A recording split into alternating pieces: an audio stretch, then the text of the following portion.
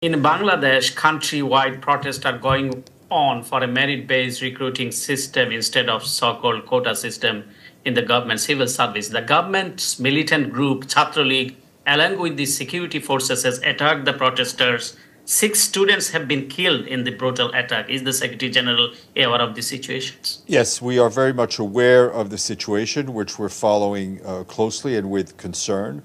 I think whether it's in Bangladesh or anywhere else in the world, people have a right to demonstrate peacefully. And we call on the government of Bangladesh to protect the demonstrators against any form of threat or violence, and especially those who may be protesting peacefully, who may need extra protection, such as young people or children or people with disabilities. But it is a fundamental human right to be able to demonstrate peacefully, and governments should protect those rights. Thank you, Matt.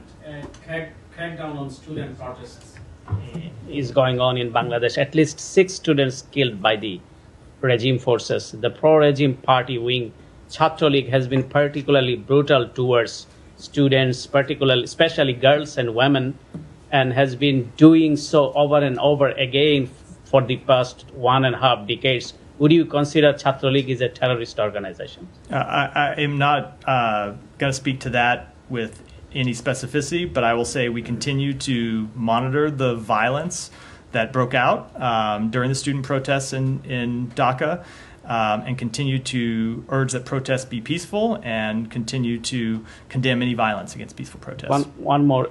Abu Saeed, a young student of English literature of the University Begum Rokeya, stood tall in front of the police to rescue his fellow students.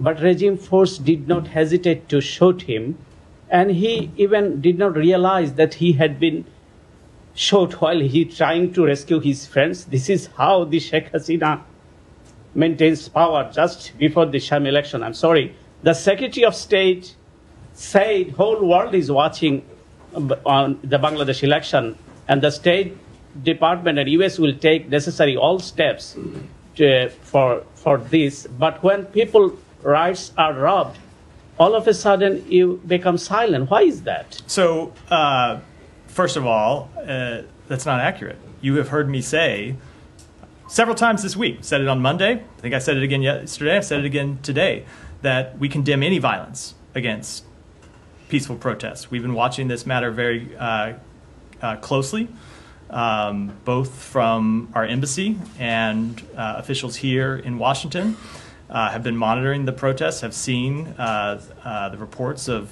people dying, being killed in the protests. And we, again, call on the government to uphold individuals' rights to protest peacefully.